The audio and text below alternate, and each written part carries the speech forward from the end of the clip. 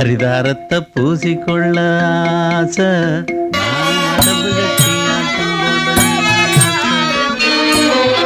கூத்துப்பட்டறை மேடை நாடகங்களில் மிக நீண்ட அனுபவத்தோடு நாடகம்தான் என்னோட உலகம்னு இன்று வரை நாடக உலகை அசத்திக் கொண்டிருக்கும் இந்த நடிகர்.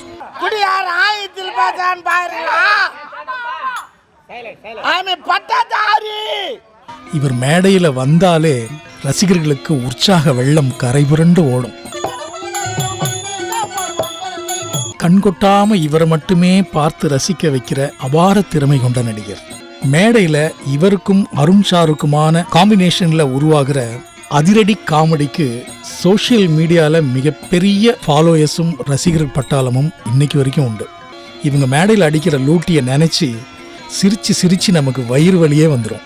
பொண்ணு போனா பொண்ணு நம்ம பெத்துக்கலாம், பொண்டாட்டி போனா பொண்டாட்டி பெத்து முடியுமா? பொண்டாட்டிய பெத்துக்கோங்க, கட்டிக்கோங்கப்பா. எனக்கு தெரியாதுங்க, sorry.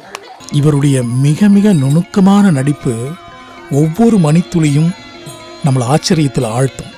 நடிகவேள் M R. Radha, Nagesh, Charlie Chaplin, நடிகர் ப்ரூஸ்லி, இப்படி மிகச்சிறந்த நடிகர்கள் எல்லாரையும் இவருடைய நடிப்புல நம்ம கண்ணு முன்னாடி கொண்டு வந்துடுற அபார திறமை கொண்ட நடிகர். அது வந்து சட்டம் போடு, பொம்பளைங்க வயசு வந்தா கூடாரம் கட்டி உட்கார வச்சு புட்டிச்சு கொடுக்க போறேன். ஆம்பளைங்க நாங்க வயசு வந்தா கூடாரம் கட்டி உட்கார வச்சு ஒரு குவார்டர் சுட்டா கருவாடு வாங்கி கொடு. தெருக்கூத்தில் ஆரம்பித்து 13 வருடங்களுக்கும் மேலாக கூத்துப்பட்டறையோடு இணைந்து நடித்த அனுபவம் வாய்ந்த குறும்பூர் ராஜேஸ்வரி நாடக மன்றத்தின் கட்டியக்காரன், திருவண்ணாமலை மாவட்டம் வாழைப்பந்தல் அருகிலுள்ள முனுகுப்பட்டு கிராமத்தைச் சேர்ந்த தனித்துவமான நடிகர் திரு முருகன் அவர்கள்.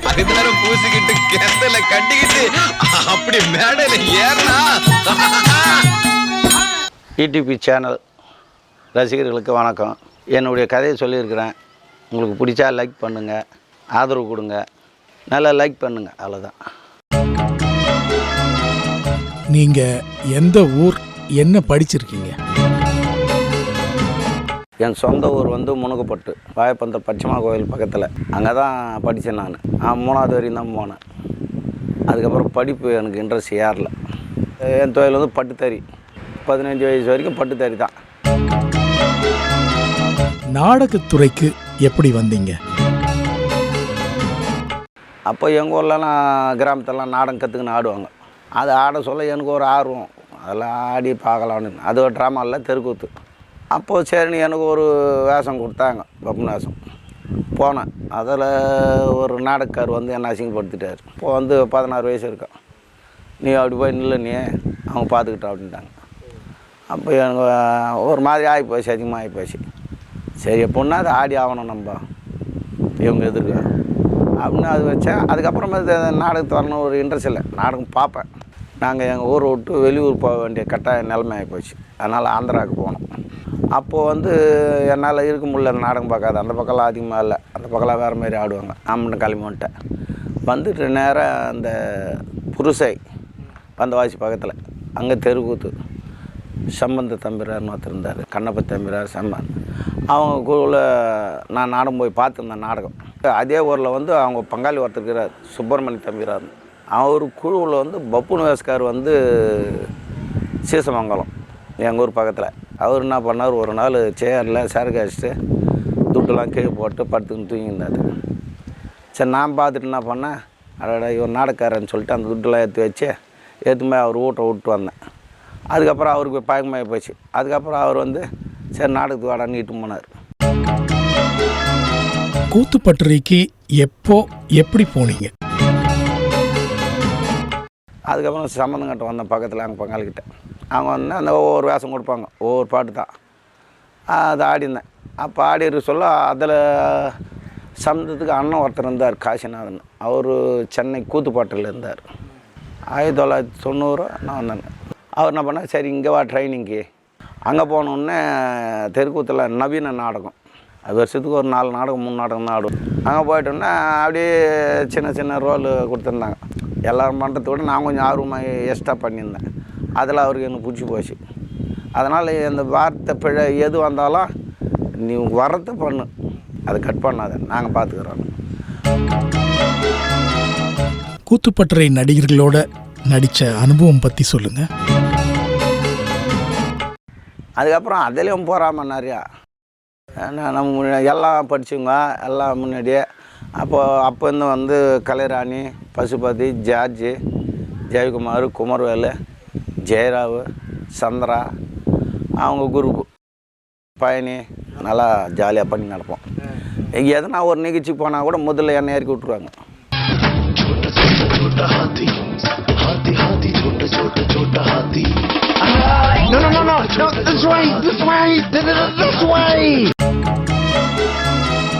நடிகர் நாசரோட மேடை நாடகங்களை நடிச்சிருக்கீங்களா? நாசர் சார் எங்களாம் ஒரு நடிக்கல, அவர் வருவார் வந்து பார்ப்பார் போயிடுவார். அவராக ஒரு நடிக்க ஒரு சான்ஸ் கிடச்சது இது தான், பொன்னியின் செல்வன் தான். நான் ஜார்ஜி இவங்களாம் இந்த முதலே வர மாரி இந்த இதுவாக வர மாரிலாம் நாங்கள் ஏற்பாடு பண்ணோம். அப்போ தான் எனக்கு கல்யாணத்தை வச்சுட்டாங்க. அந்த நாடகத்து அன்றைக்கி தான் அவருக்கு போய் நான் பத்திரிக்கை வச்சேன். வெடிக்காலம் கல்யாணத்துக்கு வந்துட்டார். அன்றைக்கி விஜய்க்கு கல்யாணம், நடிகர் விஜய்க்கு. அவர் கல்யாணத்துக்கு போகல, இங்கே வந்துட்டார் கல்யாணத்துக்கு. நான் மறுநாள் ஃபங்க்ஷனுக்கு அங்கே போயிட்டார். அவரை கூப்பிடுவார், சில ஷூட்டிங்லாம் போய் பார்ப்பேன். பார்க்க சொல்ல கேட்பார், என்னடா எப்படி பாதி பிடிக்குது பாதி பிடிக்குது இன்னும் வேலைக்கு ஆகாதுன்னு. ஜாலியாக பேசுவேன், அவரும் ஜாலியாக பேசுவார். நடிகர் பசுபதி, தலைவாசல் விஜய் இவர்களுடைய நட்பு பற்றி சொல்லுங்கள். ஆனால் எல்லாம் சேர்ந்து சிகரெட் அடிச்சு கிடப்போம் ஜாலியாக. அப்போல்லாம் ஃபோன் கிடையாது, நாங்கள் எல்லாம் ஜாலியாக விளையாடி கிடப்போம். தலைவாசல் விஜய் நாங்கள்லாம் கிரிக்கெட் ஆடுவோம். ஆமாம், நான் தான் கேப்டனு, ஜாலியாக ஆடுவோம். அது நல்லா ஆடுவார் அவர். கூத்துப்பட்டறை நாடகத்தில் நடித்த அனுபவங்கள் எப்படி இருந்தது? நடிச்சிருப்போம், ஒரு 10 நாடகம் நடிச்சிருப்பேன். ஒன்றுலே நம்ம எப்படி நடிக்கிறோம், நம்ம என்ன நம்ம பேர் நம்மளை சொல்லணும் யாருன்னா அப்படின்ட்டு இறங்கிறது சுத்தமாக. அங்கேருந்து ஒரு 13 வருஷம் தான். ஆல் இண்டியா டூர் ஃபுல்லாக போயிட்டோம். அதுக்கப்புறம் டெல்லி நிறைய போய்க்கிறோம், சிங்கப்பூர் போனோம். ஐநூஸ்கோ மேக்பத் நாடகம்னு எடுத்தாங்க ஒன்று. அதில் மொத்தம் க்ளோன் எல்லாம் ஜோக்கருங்களாக இருக்கணும் அப்படின்னு. அது ட்ரைனிங் எடுத்தாங்க. கம்பெனியில் யாருக்கும் சரியாக வராது அன்றைக்கி. நான் மட்டும் இறங்கி பண்ணிட்டேன், இதை வந்துடுச்சு எனக்கு. அதுக்கு ட்ரைனிங்க்கு எப்படி எடுத்தேன்னாக்கா, பகலில் மேக்கப் போட்டுன்னு தெருவில் நடந்து போனோம். அது கிலோன் மேக்கப் வெளியே வரக்கூடாது. அது என்ன பண்ணாலும் ஏது பண்ணாலும். ஸ்டேடியத்தில் கிரிக்கெட் நடந்துச்சு. அப்போ போகணுன்னு சொல்லிட்டு மேக்கப் போயிட்டப்போ மேக்கப் போயிட்டு நான் சும்மா இல்லை, அது போட்ட உடனே அது மாறி போச்சு. போலீஸ்கார் குதிரை வச்சுக்கிட்டு இருந்திருந்தார். குதிரை ஒரு ரவுண்டு தெரியும், அவர் வாடிக்கிட்டு வந்துட்டார். அதுக்கப்புறம் என்ன கூட சொல்லிட்டு போய் உள்ளே போய் கிரிக்கெட்லாம் பார்த்து வந்தோம். கூத்துப்பட்டறையில் எந்த மாதிரியான பயிற்சிகள்லாம் கொடுப்பாங்க? அங்கே நம்ம கற்றுக் கொடுப்பாங்க. இங்கே ஜனங்களை பார்த்து நம்ம எப்படி ரசிக்கிறாங்க அப்படின்னு பார்த்துக்கிட்டு தான். சில இது ட்ரைனிங்லாம் நான் இருட்டில் உக்காந்து ஒரு புள்ளி வயசு அதை ஃபோக்கஸ் மட்டும் பார்ப்பேன். ஃபோக்கஸ் லுக்கிங் எப்படி பார்க்குறாங்க அப்படின்னு. ஒரு நாடகத்துக்கு முக்கியமாக ஒரு காட்சியில் வருதுன்னாக்கா, அந்த காட்சியில் என்ன நடக்குது, ஏது நடக்குது. இப்போ அங்கே ஒருத்தர் பேசுங்கன்னா நம்ம இங்கேருந்து பார்க்குறோன்னா அது லுக்கிங் அது வரணும். இப்போ ஒரு காட்சி, இந்த காட்சியில் தான் நம்ம போனோம் அப்படின்னா போகணும், இல்லைன்னா போகக்கூடாது, வெளியே வரக்கூடாது. ஏன்னா அந்த வெளியேருந்து பார்க்குறவங்களுக்கு அது தெரியாது, ஏன் வரான் எதுக்கு வரான்னு. அதுக்கப்புறம் அந்த கூத்துப்பாட்டில் அப்படியே இருந்தேன். அங்கேருந்து தெருக்கூத்துக்கு வரது போகிறது அப்படி போய்கின்னு இருந்தேன். முழு நேர நாடக நடிகராக ஆனது எப்படி? ஒரு கட்டத்தில் கூத்துப்பாட்டு விட்டு வர நிலமை உடனே கல்யாணம் பண்ணிவிட்டு அதுக்கப்புறம் இங்கே செட்டில் ஆகிட்டேன். தெருக்கூத்தான் போனோம் முதல்ல. அங்கே போனோன்னு அந்த மைன் வேச ட்ரெஸ் எல்லாம் எடுத்துக்கிட்டாங்க. நம்ம எடுக்கிறதுக்கு அங்கே பொருளாதாரம் சரியில்லை. அதனால் சரின்னு சொல்லிட்டு அப்படியே இன்னும் கொஞ்ச நாள். அதுக்கப்புறமேட்டு ட்ராமாவுக்கு வந்துட்டேன். ட்ராமா ஒன்று பப்புன்னு வேஷம் கொடுத்தாங்க. முதல்ல ஒரு சீனுக்கு போனேன். அப்படியே கொஞ்சம் தத்துக்கான்னு பண்ணேன். அதை அங்கே ட்ரைனிங் வச்சு கொஞ்சம் பண்ணேன். நீங்கள் வாங்கின முதல் சம்பளம் எவ்வளவு? 50 ரூபா கொடுத்தாங்க முதல் சம்பளம். 2002 நீங்கள் எப்படி கட்டியக்காரனா? நீங்கள் அன்னபூரணி ஒரு நாடகம் இருந்துச்சு. அதுக்கப்புறம் பாண்டிய நாடகம் பண்ணுறோம் ஒன்று இருந்தேன், கலைத்தன்றல்னு. அப்படியே அதில் நான் வந்தேன். அதுக்கப்புறம் கொஞ்சம் கொஞ்சமாக தான் அதே ட்ரைனிங் ஆகி அதுக்கப்புறமேட்டு மெயின் பப்புன்னு பேர் வந்துச்சு. இப்போ 1960 வெளிவந்த தொடப்பம் இப்போது தான் தனி விமானத்தில் இறங்கியது. அது நிறைய செக்கிங் பண்ணி இருப்பதனால் லேட்டாக விட்டது. இது எங்கள் அம்மா அவர் ஒப்பாடிக்கிறேன், கை தட்டுங்க.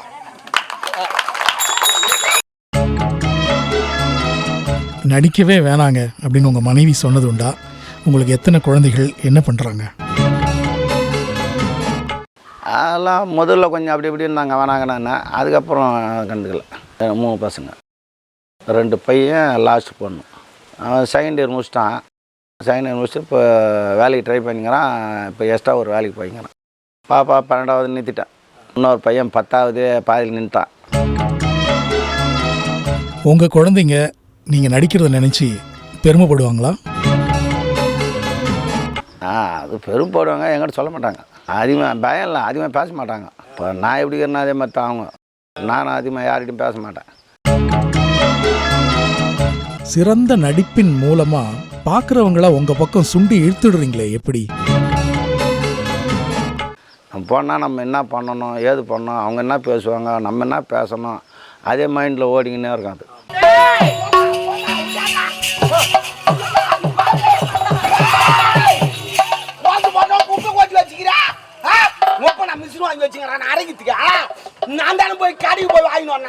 அந்த நேரத்துக்கு அந்த டைமிங் மிஸ் ஆகாத. அந்த டைமிங் எதுன்னா நான் அதிகமாக ஜாக்கிஸ்தான் படம் பார்ப்பேன், ஏன்னா டைமிங்காக. அப்புறம் சார்லி சாம்பியன் படம் பார்ப்பேன். இதெல்லாம் பார்த்து தான் நான் அதில் கொஞ்சம் ட்ரைனிங். அந்த குத்துப்பாட்டில் சொல்ல வாங்கின்னு வந்து பார்த்து அது டைமிங் அந்த இதெல்லாம் வச்சுக்கிறது. குத்துப்பாட்டில் பாதி கிடச்சி இப்போ நான் பாதி முயற்சி பண்ணது. அது முயற்சி பண்ணால் யாரும் இல்லாத டைமில் நான் பாட்டு ஒன்றியே எதனா பண்ணி கிடப்பேன். நான் சும்மா இருக்க மாட்டேன். ஏன்னா ஒன்று பண்ணிக்கின்னு கண்ணாடி பெருசாக இருக்காங்க, அந்த கண்ணாடி பார்த்து நானே பண்ணிக்கின்னு இருப்பேன். அதனால் வந்த ட்ரைனிங்கு தான் இப்போது.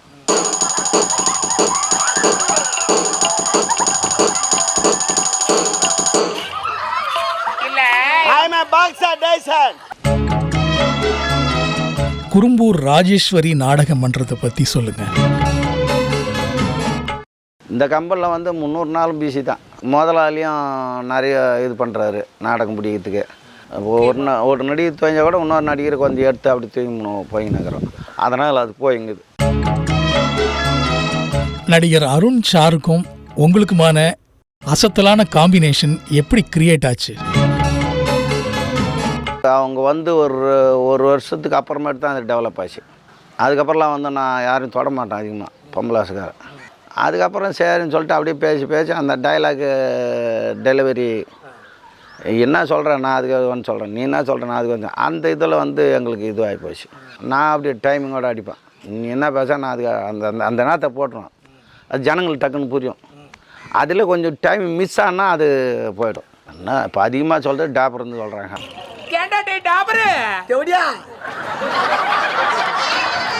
நல்லா தானே போயிடுச்சு? இல்லை நல்லா தானே போயிடுச்சு? இல்லை நல்லா தானே போச்சு. திடீர் டாபர் சொன்னேன். அது டாபர்னா என்ன மீனிங்? டாபர்னா உன்னை செல்லமா கூப்பிடுறது கிடையாது. என்ன மீனிங்? டாபர் மீன் கூட்டி கொடுக்குறோம். யாரு கூட்டி? பிராஸ்டியூட். இந்த மேல பறக்குறாங்களா அவங்கள? அது பேராஷூட். அப்ப இது பிராஸ்டியூட் மீன் கொடுக்குறோம். பிராஸ்டியூட்னா செவடியான. அப்ப நீ செவடியானா நான் டாபர். கணக்கு சரியா போச்சு. அதான் விட்டு. பாடல் வசனங்கள் இதெல்லாம் எப்படி ஞாபகம் வச்சுக்கிறீங்க? மைண்டில் போட்டு ரன்னிங் பண்ணணும். இது சரியாக இருக்குமா, ஓடுமா, ஓடாதா, இது நல்லா இருக்குமா, நல்லா இருக்காது. அந்த ரன்னிங் பண்ணிட்டு அது நல்லா இல்லைன்னா அதை விட்டுருவேன். நல்லா இருந்துச்சுன்னா அதை இது பண்ணுவேன். இப்போ நைட்டு கூட ட்ராமாவில் பார்த்துருப்பீங்க, சில சீன் வரணும், அவங்க ஆள் வரல, நான் வந்து சொல்லிட்டு இட்டு மாட்டேன். சில இது நிறைய வந்து இப்போ நைட்டு நான் சொல்லி இட்டு போவேன் மொத்தம். அது ஒரு முறை நம்ம காட்டணும், அதுக்கப்புறம் அவங்க பிடிச்சிக்க போகிறாங்க. ஏன்னா அந்த நாலேஜ் சில பேருக்கு கிடையாது. நம்ம எங்கே போவோமோ எங்கே வரோமோ அதில் தான் இருப்பாங்க. அது கரெக்டாக அந்த கதையை கோத்து இட்டு போகிறதுக்கு ரொம்ப கஷ்டம். மாட்டை கட்டி கறக்க போறேன். மாட்டை கட்டி கறக்க ஆட்டை கட்டி கறப்பாங்க. ஓஹோ, முன்வீல்ல காதுக்கு தானே பார்க்க. நீ நடிக்கும் போது நாங்களாம் எப்பவுமே முன்வீல்ல பார்க்க மாட்டோம், பின்வீல்ல தான் பார்ப்போம். என்னடா உங்கள சைக்கிளுக்கு பெல்ல காணோம்? என் சீட்டுங்க உக்காந்துக்கிற அடிக்கிறியா? அந்த பல்லு தான் கணக்கன்னு அடிக்கும். சரிப்பா. ஒரு நாடக நடிகன் எப்படி இருக்கணும்? ஒரு நடிகை முதல்ல அவனாக இருக்கணும், அவ்வளோதான். வேறு ஒன்றும் கிடையாது. அவனாக இருக்கணும். கொஞ்சம் அதிகமாகவும் போகக்கூடாது, கீழே வரக்கூடாது. அதே லெவலில் இருந்தால் போய்கினே இருக்கும். நாடகத்துறைலாம் வந்து இப்படி இருக்கணும், அப்படி தான் நடத்தணும் அப்படின்னு சொன்னாக்கா புரிய மாட்டேங்குது சில பேருக்கு. இப்போ கூட வெளியில் போகிற நடிகர் நான் சொல்லி தருவேன், அங்கே ஏன் நிற்கிற, நீ எதுக்கு நிற்கிறா, யார் என்ன பேசுகிறாங்க, எதுக்கு இந்த பண்ணணும் அப்படின்லாம் சொல்லுதுவேன். அவங்க தெரியாது நம்ம என்னவோ சொல்கிறோம், இவன் என்ன சொல்கிறது, நம்ம என்ன அவர் பெரிய அப்படின்னு சொல்லிட்டு அவங்க போயிடுவாங்க. நாடகத்தில் கட்டியக்காரனுடைய முக்கியத்துவம் என்ன? முக்கியத்துவம்னா நான் இப்போ ஒரு நடிகர் வந்து ஒரு வார்த்தை மிஸ் ஆகி போச்சுன்னா அந்த இடத்த நிரப்பிட்டு போகிறது தான் எங்கள் வேலை. இது சாப்பாடு லேட்டாக வந்தாங்க என்ன பிரச்சனையா? என்ன சாப்பாடு வாங்கியிருந்தாலா குழம்பு வாங்கியிருந்தாலா தெரியுண்டா, நீ என்ன சந்தேகம் பண்ணு தெரியுண்டா. மணி ஆள் இல்லையே ஊர் நாட்டாமக்காரனை வச்சுங்கிறான்னு கேட்குறேன். அவதான் உன்னே பார்த்துக்கிறேன். அதான் இப்போ ஒருத்தர் திடீர்னு உள்ள லேட் ஆகி போச்சு, ஒரு பொம்பளை சேலை கட்டுறாங்கன்னா அந்த இடத்த வந்து நாங்கள் நிறவிட்டு ஓடிடுவோம். அதுக்கு தான் நாங்கள் இருக்குது. சில பேர் என்ன பண்ணுவாங்க, நான் கட்டிக்காரன் ரோல் அப்படின்வாங்க. சில பேர் வந்து முக்கியமாக அதை பார்ப்பாங்க.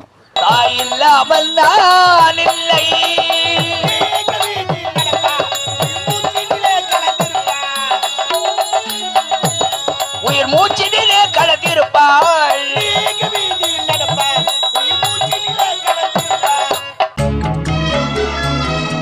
மற்றவங்களை சிரிக்க வைக்கிற நகைச்சுவை நடிகர்கள் மனசுல பெரிய சோகம் இருக்கும்னு சொல்றாங்களே, உண்மையா? அவங்க தான் அவங்க தான் எல்லாருக்கும் சோகம் இருக்க தான் செய்யும், அது பிரச்சனை கிடையாது. அதெல்லாம் நான் கண்டுக்கிறது கிடையாது. நம்ம வேலை என்னம்மா, உடம்பு சரியில்லைனா கூட வெளியே போயிட்டு அந்த தெரியாத மாதிரி பண்ணிட்டு வந்துடும், அவள் தான். சினிமா வாய்ப்பு தேடினீங்களா? அது என்னன்னு தெரியல, அதை போட தோணல. நம்ம நாடகத்திலே அந்த இதில் இருந்துட்டான், அது போகணுன்னு ஒரு எண்ணம் வரல. இப்போ நாசர் கூட ஒரு படம் எடுத்தார், இது மாயன் ஒரு படம். அதில் என்ன தான் நடிக்க ரெடி பண்ணிட்டாங்க. இந்த வடிவேல் இது அந்த கத்தி எச்சமு வைத்தலாம், அது நான் பண்ணது தெனாலிராமன் நாடகத்தில். அதை அப்படியே சொல்லி அவர் பண்ணி வச்சாங்க. நான் தான் நடிக்க வந்தேன், நான் நடிக்கலை. நடிகர் நாசர் உங்களை திரும்ப நடிக்க கூப்பிடலையா? நாசர் நிறைய சொல்லி விட்டார். பாண்டியராஜன் டைரக்டரு அவங்களாம் பார்த்தேன், அவங்க வேறு லெவலில் இருக்கிறாங்க. அவங்க என்ன பண்ணுறாங்கன்னா, அவங்களுக்கு மரியாதை கொடுக்கணும், அதில் அதை அங்கே நடிச்சு காட்டணும் அப்படின்றாங்க. ஏன்னா எனக்கு கேரக்டர் கொடுத்தா நடிக்க போகிறோம், அதை நடிச்சு கேட்டு பார்த்து இல்லை அது நமக்கு பிடிக்கல. அது ஒன்று பிடிச்சா வந்துக்கிட்டு போய் பண்ணு, இல்லைன்னா விட்டுரு. சினிமா நடிப்புக்கும் மேடை நாடக நடிப்புக்கும் வித்தியாசம் இருக்கா? வித்தியாசம் நிறைய இருக்குது. எப்படின்னா இது வந்து நேரடியாகவே நம்ம பார்க்குறோம் ஆடியன்ஸை, நல்லா இருக்குதுன்னு சிரிக்கிறாங்களா இல்லை நல்லா இல்லைன்னு திட்டுறாங்களா, அதுக்கேற்ற மாரி நம்ம நவுத்தி போவோம். படத்தில் அப்படி கிடையாது, நம்ம நடிச்சிட்டு போடுவோம். அவன் நல்லா இருந்தாலும் நல்லா இல்லைன்னா பார்த்து தான் ஆகணும். அவன் திட்டினா கூட அவங்களுக்கு தெரிய போகிறதில்ல ஒரு நடிகருக்கு. இதில் வந்து நடிகருக்கு அவன் என்ன திட்டுறான்னு நேரடியாக தெரியும். சில ஊரில் உள்ள போடான்னு கூட சொல்லுவான், அதெல்லாம் கூட அச்சீவ் பண்ணி வந்துக்கிறேன். சில பேர் வந்து இது ஆபாசம் அதிகமாக பேசாதுன்னு, நானே அதிகமாக பேச மாட்டேன், எங்கிட்டே வந்து சொல்லுவாங்க. சரி நானே கேட்பேன், எதனா பேசணும்னா அப்படின்னு கேட்பேன். இல்லை பேசாத அப்படின்வாங்க. சரி நான் ஏற்றுக்க, அவள் தான். நாடக அனுபவத்தில் மறக்க முடியாத நாட்கள் பற்றி சொல்லுங்கள். இப்போ ஆரம்பத்தில் வந்து சங்காட்டிலேருந்து ராஜான்னு ஒருத்தர்,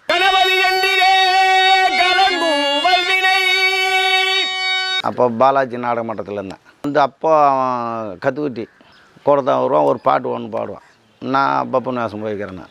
நாங்கள் 2 பேர் தான் எந்த ஊருக்கு போனால் 2 மணிக்கு கிளம்பிடுவோம். போயிட்டு இந்த பக்கம் ஒரு 3-4 ராத்திரி நாடகம். அங்கே போயிட்டோம். அங்கே போயிட்டு அங்கே வந்து ஒரு கோயிலை சுற்றி கடை வெட்டிங்கிறாங்க எல்லாம். நாங்கள் போகணுன்னு நினச்சோம். ஓஹோ இன்றைக்கி ஆட்டுக்கறி போட போகிறாங்க அதுன்னு சொல்லிட்டு போயிட்டு ஒரு 8:30 மணிக்கு சாப்பாடு கூப்பிட்டாங்க. கோயிலாண்டு போய் உக்காந்த உடனே சரி ஆட்டுக்கறி குழம்பு எடுத்துன்னு வர போகிறாங்கன்னு ரெடியாக இருக்கிறாங்க எல்லாம். வந்தவுடனே கத்திரிக்காய் ஊற்றினாங்க. சரி நான் சாப்பிட்டோம். காலைல போடுவாங்க அப்படின்னு சொல்லிட்டு நாடகத்துக்கு போய் ஆரம்பித்தோம். அந்த ஊரில் நாடகமே பார்த்தது இல்லையா, எங்களுக்கு புரியல, வேணா நிறுத்துங்க அப்படின்னு. சரி வேறு ஆட்டுமாண்ணா வேணா இன்றைக்கி அப்படியே நிறுத்துங்க அப்படின்ட்டாங்க. நிறுத்து படுங்கன்ட்டாங்க. 10 காலைல ஏந்து 8 மணி ஆச்சு. கறி குழம்பு போடுவாங்க, சாப்பாடு போடுவாங்க, டிஃபன் போடுவாங்கன்னு உக்காந்துங்கிறோம். எதுவுமே போடல யாரும். இந்த மாவிலுக்கு போட்டாங்க பேர், அதை எடுத்துன்னு வந்து குத்து சாப்பிட்டுன்னு இருங்க, அப்புறமேட்டு சாப்பாடு கூப்பிட்றேன். அதுக்கப்புறமேட்டு 12 மணிக்கு சாப்பாடு கூப்பிட்டாங்க. சரி அப்போ அது கறி குழம்பு போடுவாங்க. அப்போது அதே கத்திரிக்காய் குழம்பு தான். ஒருத்தர் மூஞ்சும் பார்க்க முடியல. அது 3 ராத்திரி சேர்ந்து 30,000 ரூபா பேசினாங்க. கட்சியில் 20,000 ரூபா தான் கொடுத்தாங்க. என்னான்னு கேட்டால் அன்றைக்கி ஒரு ராத்திரி நின்று போச்சு, அது கிடையாது துட்டு அப்படின்ட்டு. ஏன்டா இந்த துறைக்கு வந்தோம் அப்படின்னு என்னைக்காவது நீங்க வருந்தினது உண்டா? சார் கழிச்சிட்டு சும்மா கலாட்டா பண்ணிக்கின்னு அதை பண்ணாது இதை பண்ணாது அதை பண்ணாதுன்னா ரொம்ப கடுப்பாய். நீ இஷ்டந்தான் பாருங்கன்னா வீட்டுக்கு போ, இல்லை துட்டு கொடுக்கத்தாலும் போ அப்படியே பேசுவேன் நான். இது அந்த காலத்தில் நல்ல மரியாதை. இப்போது இந்த டிவி அதிகமாக கிடையாது, வேறு நிகழ்ச்சி ஓட்டை யாரும் பார்க்க மாட்டாங்க. நேராக இந்த கூத்து வந்து பார்த்தா தான், ட்ராமா கூத்து இது பார்த்தா தான் உண்டு. அது முன்னே மாதத்துக்கு ஒரு முறை போய் படம் பார்ப்பாங்க. இப்போ அதெல்லாம் கிடையாது, எல்லாம் ஓட்டை பார்த்துட்றாங்க டெய்லி. அதனால் இப்போ மரியாதை கொஞ்சம் கம்மியாகுது.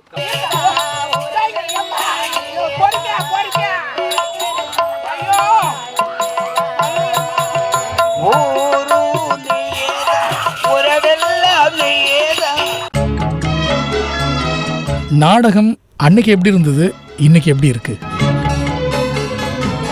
இப்போ நான் சின்ன வயசில் சொல்ல இவ்வளோ காமெடியெல்லாம் கிடையாது, ஒரே பப்புன்னு தான்.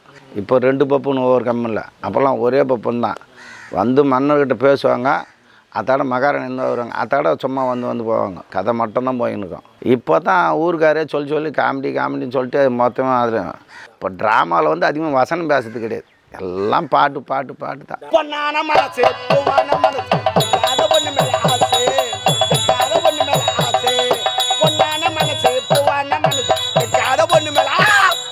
இப்போ ஒரு குரூப் போகிறோன்னா நந்தவனத்தை பற்றி பேசணும், நான் நந்தவனத்தை பற்றி பேசணும். இவங்க வேறு ஏதோ பேசின்னு டென்ட்டு மாத்திரன்னு சொல்லிட்டு மாற்றிட்டாங்கப்பா.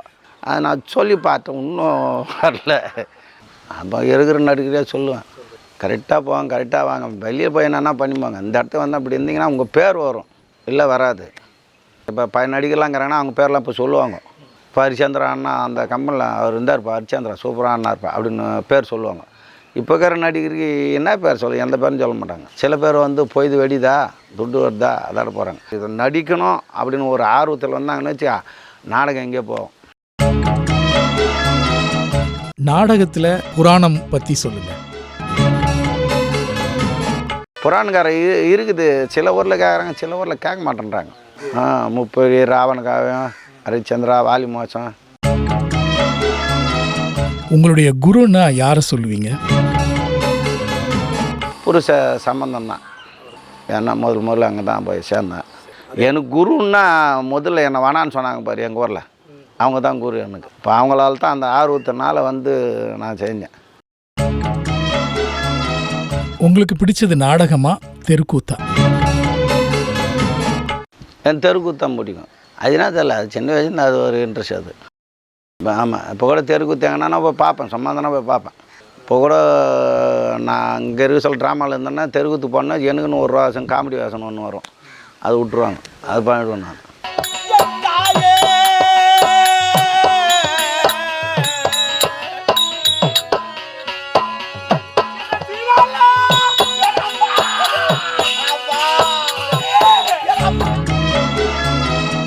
நாடகத்துறை அழிந்து வரும் துறைன்னு சொல்கிறாங்களே, கலை அப்படியே தான் இருக்கும், அது வேறு மாரி இருக்கும். இப்போ அப்பத்தி நாடகத்துக்கும் இப்பத்தி ட்ராமாவுக்கும் நிறைய வித்தியாசங்க. இப்போ நாங்கள் 2 பேர் பேசுகிறோம், அதுமாரி அது கோஆர்டினேட் வசனம் இருக்கும். வசனம் சொல்ல அவங்க பார்வை அங்கங்கே கரெக்டாக மேடையில் வந்து பார்த்தீங்கன்னாக்கா இந்த நடிகர் இவங்க இது பேச அது பேச இருக்கும். எல்லோரும் மன்னர் இங்கே உட்காந்திங்கிறாங்க, நம்ம இங்கே நிற்கணும், அவங்க அங்கே நிற்கணும், அப்படி தெரியணும். கசாமல் தான் எங்கன்னா நிற்பாங்க. அந்த கோஆர்டினேஷன் இன்னும் வரல. அது வந்துச்சுன்னு வச்சுக்கா நாடகம் எங்கே போகும். வெளியே போயிருந்தேன், அதை தாண்டி காட்டான். வெளியே போனேன், கைவினா இல்லையா? டேட்டாப்பா அது டோலு வெளியே அதை தாண்டி காக்குறான். வெளியே போனேன், கைவினே வெளியே என்ன அந்த வழி தான். படா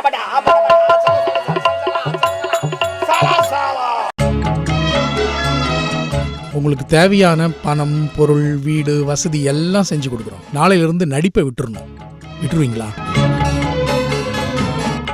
அது இருக்க முடியாது, அது இதில் இறங்கி போச்சு. இது நம்ம ஒரு குறிக்கோள் அது போய்ங்கிறோம், அது மாறாது.